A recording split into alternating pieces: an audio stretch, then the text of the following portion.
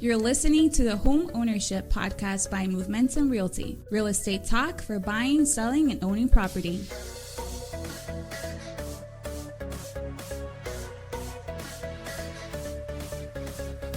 Hey guys, Sean Patrick Maloney here, broker owner of Momentum Realty, located in Hanover, Massachusetts.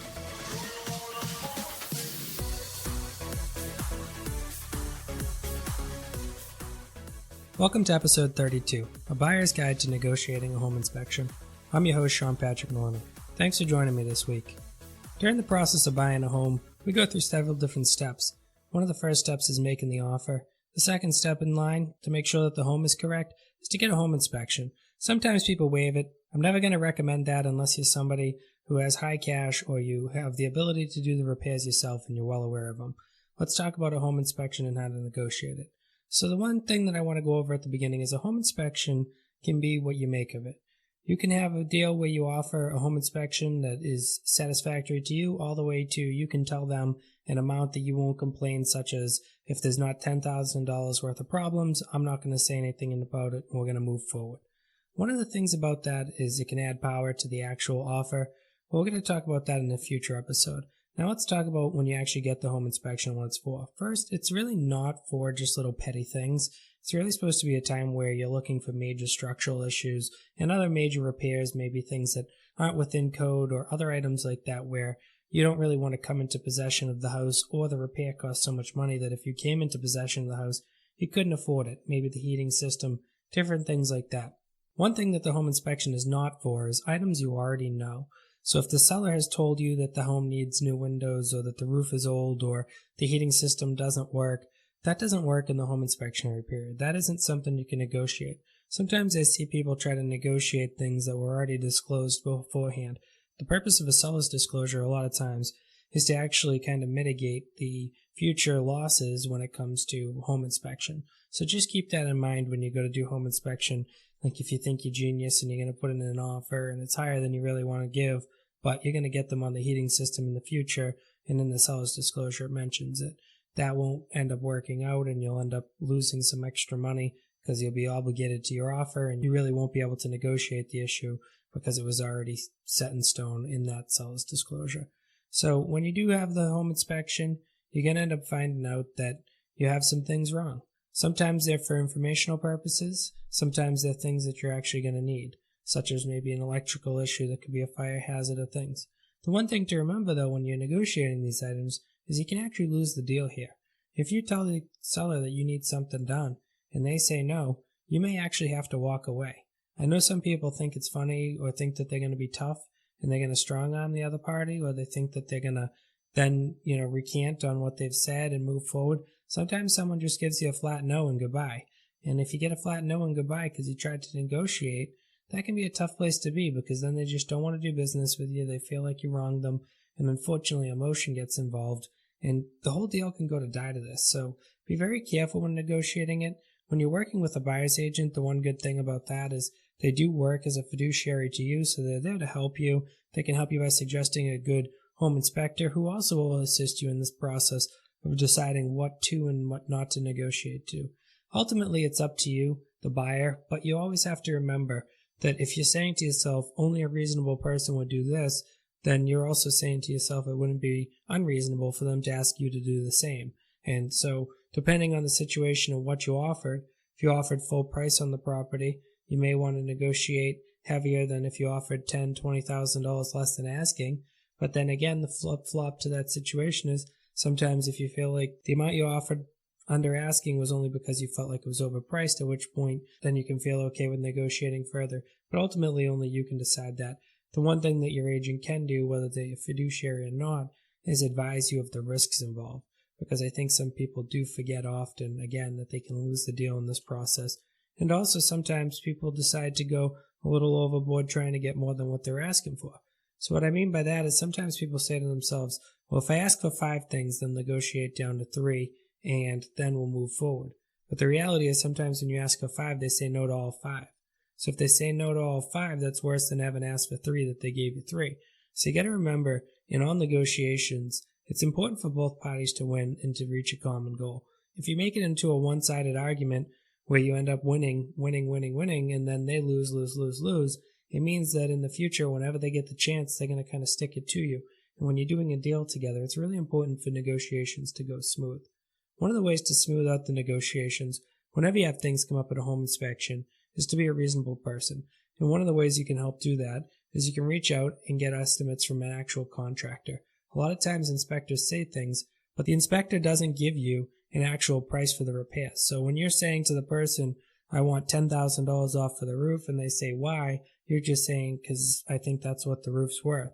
Versus if you go out and get 2 or 3 estimates on that exact same job, and you show them the estimates and it says $10,000 for the repair, you seem like a very reasonable person for asking what you're asking for. So be careful with this, because sometimes if you don't, what's going to end up happening is then the seller comes back to you with the number.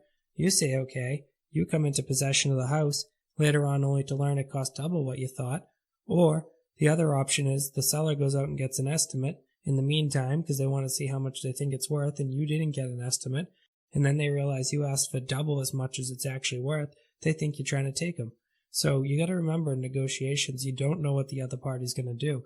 And not always is being a strong arm the way to winning. Sometimes in being a reasonable person, you end up coming up with more money because the unreasonable person would argue a reasonable cause, which is one of the reasons that when you have this going on, both sides winning is actually a win-win-win for everybody involved, because it actually puts it all together and makes it better for long term of the actual deal.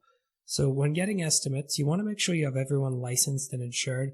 In real estate, we're not the type of business where you can just have someone right before a deal come in and throw in plumbing or throw in electrical or throw in any of those things. So you want to make sure that you say to yourself, okay, I want to get estimates from people that are actual licensed, accredited, insured type of folk.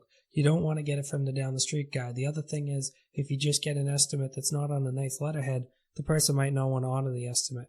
I know a lot of times people estimate things and then they say, okay, well, the reality is my dad or my cousin Johnny, he's going to come over and do it.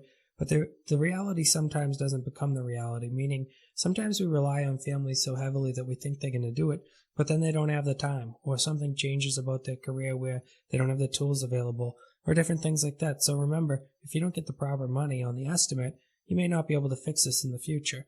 And with just buying a home and having a new mortgage and everything else to pay, sometimes you might think you're going to have more money in the future for jobs than you have. So it is important to get the estimate right, and it is important to get the proper money. That said, it's always important to just keep in mind that not every deal is going to go the way you think it is. And you have to ask yourself, is it really worth losing the deal to have this negotiation point that I'm talking about? So you always want to keep in mind, even though you think you're doing yourself a favor during this negotiation period, you actually can be hurting yourself. And there's lots and lots of ways to get past them. So when we're working on this, we get the estimates, we do the negotiation. Let's talk a little bit about what happens if it goes wrong. What happens if you can't make them do what you need, but you do need the repairs, but you still want the house? So a couple of options that can happen here. One, a family member, a friend, or other person who could lend you money ultimately to do the repairs. Another thing could be, it could be a future project for a Lowe's card with 6 months, no interest, and then you end up paying it off before the interest adds on. Or another thing is some places offer 0 down loans to do them. And then next, you obviously have the fact of a 2 or 3K or a construction mortgage. So sometimes it's a deal killer, other times it isn't. The one thing that can be the real deal killer is when you let the emotion get involved. You need to take your time. That's why you get the 10 days for the home inspection. So one of the things you really want to do is get the home inspection done early. That way there you have some time to think about it. You have some time to get in those estimates. You have some time to figure out if it doesn't go the way that you think it's going to go, can you take the deal still and negotiate it that way, because you can drop into a 2 or 3K, but you're hoping for those repairs. But it's really important to not let it become an emotional battle. And when it becomes an emotional battle, typically happens when you're in a rush. There's nothing worse than feeling cornered on a multi-$100,000 deal about thousands of dollars worth of repairs and knowing that you have to be at work at 8 o'clock in the morning until 5 the next day, and that means you have between here and there to actually make the decision, because you're not going to have the way to reply because your job doesn't allow you to talk on the phone and things like that. I know how it feels. I'm involved in it pretty much every day in my life. As a real estate broker, managing a lot of different agents, I get to see the ins and outs of it every day. The big thing that I notice, the difference between what ends up making it a successful one and what ends up making it unsuccessful, is the removal of the emotion in the factual statements. That's why always I say get those estimates, but it's also why I always say be careful about your wording. Is you're working with an agent, chances are the agent's going to write the email for you, but make sure that you not write things pointed. Make sure to not write things as an attack. Make sure to write things in ways that you actually want them to be performed. If you just write that they have to do something versus that you're requesting to do something, it can come off with a different tone. And depending on the way the tone comes off, it can really come off wrong. And when you're talking with your agent about the home inspection, the best thing you can do is get them on the phone or get them in person. The worst thing you can do is send text messages or emails back and forth, because when you're talking with your own agent, remember, they work for you. And if you're trying to hide things from them or you're messaging back and forth and you're not understanding each other, it's not possible to negotiate together in the deal. And a lot of times, your actual agent might even seem like they come off like they're trying to get the deal done at any cost, or like they're trying to get you to agree to something you shouldn't, or things like that. But make sure you take the emotion out of it and think, are they trying to save the deal for me? Are they trying to bring me back down to level because right now I'm a little bit heated, or are they trying to give away the house? It's important to watch over both, but remembering that sometimes we have to be the reasonable person because we're not the one financially vested in the situation, so we're not the one really stressed out, but we're looking over the numbers on paper because we're looking at them as a business and mathematically versus dramatically and emotionally. So this can actually have a huge difference. So that's why it's really important that you actually hire an agent you trust. A lot of times, if you don't trust your agent, it can lead to a stalemate, and the negotiations do not go that well. Because if you have somebody that you can barely talk to, and you're trying to figure out the negotiations, you can imagine the emails they're writing back to the other person. They're writing what they think you said versus understanding what you said and you understanding what they said. At Movementum Realty, we've negotiated many different home inspections and had all sorts of results, but I can say overall we're very successful with it.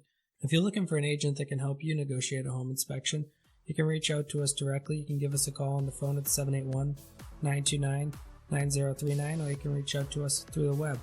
Thank you so much for listening to the podcast this week. I really appreciate it. If you have any questions, comments, or concerns, feel free to DM me, PM me, or message me on here.